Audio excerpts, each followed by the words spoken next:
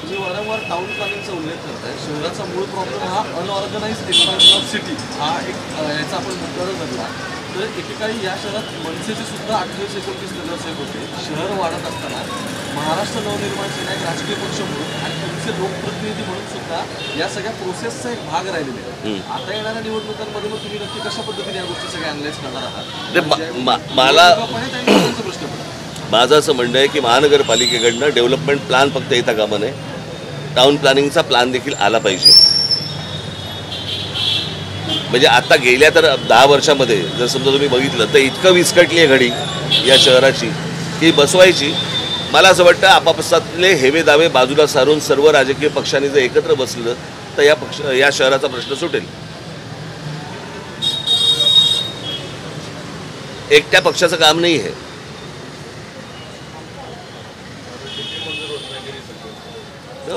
Town planning हा जो विषय आहे तो अशा अजेंडावर अगदी पक्ष स्थापनेपासून राहिले. मुंबई, नाशिक, नागपूर प्रत्येक ठिकाणी तुम्ही प्रेझेंटेशन दिलं, पुण्यासाठीही तुम्ही बेस्ट प्रेझेंटेशन दिलं. मग शासन किंवा सरकार ह्या सगळ्या टाउन प्लॅनिंगसाठी आणि स्ट्रक्चरसाठी कुठेतरी कमी पडतंय का?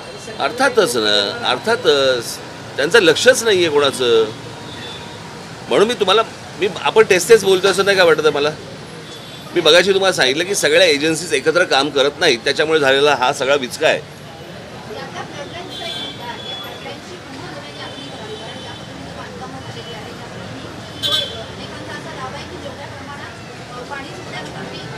मला असं वाटतं आपण ना ज्या गोष्टी बोलतो ना हे रॉकेट सायन्स नाही आहे. हे अत्यंत सहज शक्य होणारी गोष्ट आहे ही.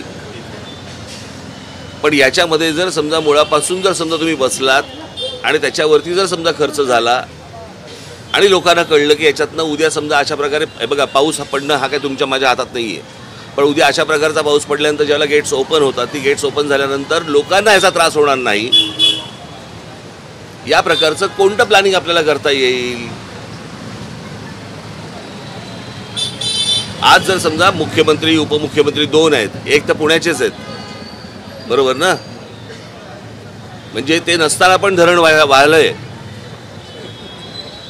एवढं पाणी पडलं. आता मला असं वाटतं की त्यांनी याच्यामध्ये लक्ष घालायला नको का? हे काही जगात पहिलं एकमेव शहर नाही आहे की ज्याच्यामधून नदी जाते. जगात अशी सगळीच शहर आहेत की ज्याच्यामधून नदी जाते. पण ते काय करतात आणि मग आपल्याकडे का नाही होत गोष्टी? इलेक्ट्रिकच्या पोलला दिवे लावायचे हे उद्योग करण्यापेक्षा मला असं वाटतं या विषयांवरती लक्ष घातलं पाहिजे.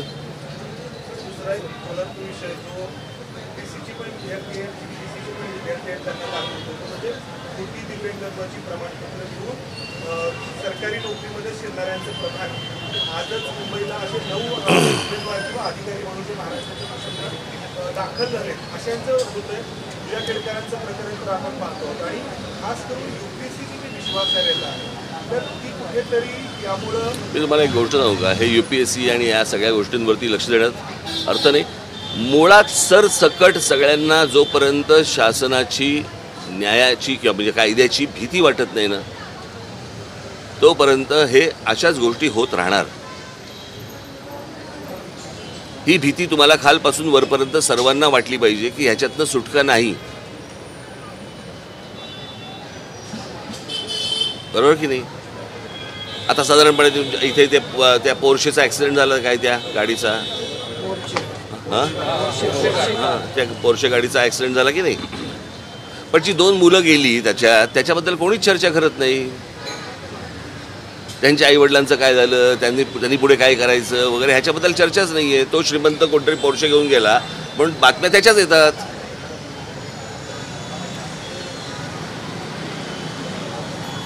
बरोबर की नाही? आपल्याला मला असं वाटतं सगळ्यांनी एकत्र बसलं पाहिजे, राजकीय पक्षांनी आणि पत्रकारांनी.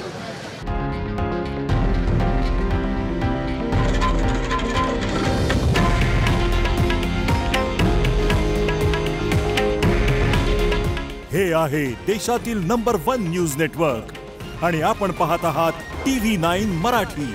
काळजी तुमची, हित महाराष्ट्राचं.